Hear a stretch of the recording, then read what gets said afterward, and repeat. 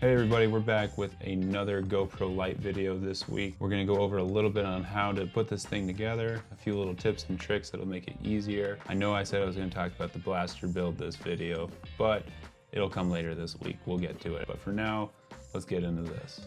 Before you take anything apart, make sure your GoPro connects to your phone. This is very important because you're gonna need that to adjust your shutter speed and those other settings that you're gonna wanna tweak.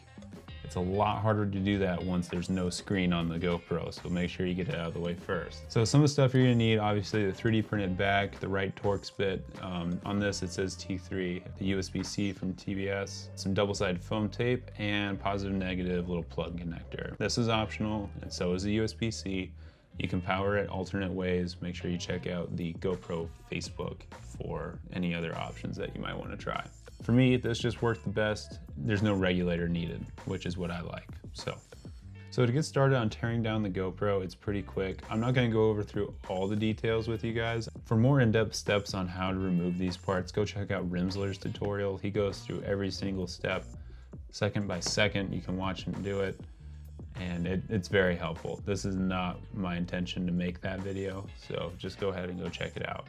This GoPro is my kind of donor GoPro for this project, so it got kind of tore up the first time I took it apart. It doesn't power on, so this is pretty much just to show how the form factor goes together. Moving the lens cover, that's step one. It can be a little difficult sometimes, but promise, just keep at it and it'll come off. This might be the hardest thing to get off on the fresh GoPro. They're on there so tight and it makes it so difficult for some reason, but at least it's not like the 8 where you can't take it off at all. The front faceplate is glued on, so you're gonna need to heat that up with a hairdryer or some other type of tool. And then I always go in through this same spot here on the side. That is the easiest place to get through. I think it's a microphone port, so you can stick in a prop, you can stick a spudger in there, and there's nothing underneath this spot to damage, which is good. So you can just work your tool along the edge, keep working all the way around until the cover eventually pops off. You're gonna need to put heat on this a couple of times to make it work, trust me, but it'll get there. There are 6 screws here on the front faceplate that we have to remove, and then you're ready to separate the GoPro board from the body. You'll use your pry tool, so you go in through the side here again and just wiggle it up a little bit, wiggle it back and forth, and eventually you'll be able to separate the two. It's gonna be held by 3 ribbon cables on the left side, so you're gonna wanna be careful with those. The top one is our power and our record button, so those are gonna be reused, and we're gonna have to go through and take those out of the case. But yeah, so once you get the ribbon cable separated, you're able to, you have all your parts now that you need to do this mod. So you're basically just gonna reassemble everything into the new case. The way that I do it is I add the power and record button bound first, and then I add a little bit of foam tape to the back of it, so I can add it to above the lens and on the side of the power strip. That's where you turn it on, and that's where you record.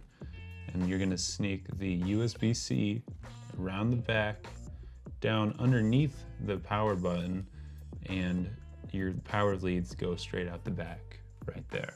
Once everything is wiggled into place, it's time to reattach the screws into those 6 spots that you saw earlier in the back of the GoPro case. Once those are attached, you can add the front faceplate, and then lastly the lens cover, and you're done. That's it. That's the GoPro Lite. It's a easy, slightly lower consequence than some of the mods out there. You don't have to solder directly to your GoPro, which is nice. And the only thing you need to do is add a power lead to a 5-volt on your flight controller, and that's it. You're all set. That's all you gotta do. You can switch it out to any drone that has a female power lead like this, and it makes it very versatile and very useful. So that's pretty cool. And hope you guys like this as much as I do. I'm pretty stoked about it. And yeah, the reason that it's orange was just so that you guys could see things a little bit better. So make sure you like and subscribe, guys. I'm gonna come out with more 3D prints and 3D files and things like that for the drones that I use, and that'll all be available on my website eventually. So for now, if you wanna get this, you can head over there, subscribe, and you can get one. Also, I'm gonna be doing a giveaway of one of these. If you live in the US, comment below. Everyone that comments gets an entry, so I'll be picking a winner by the end of next week. and I'll send this out and probably some other 3D printed stuff. So yeah, test your luck, and we'll see you guys next week.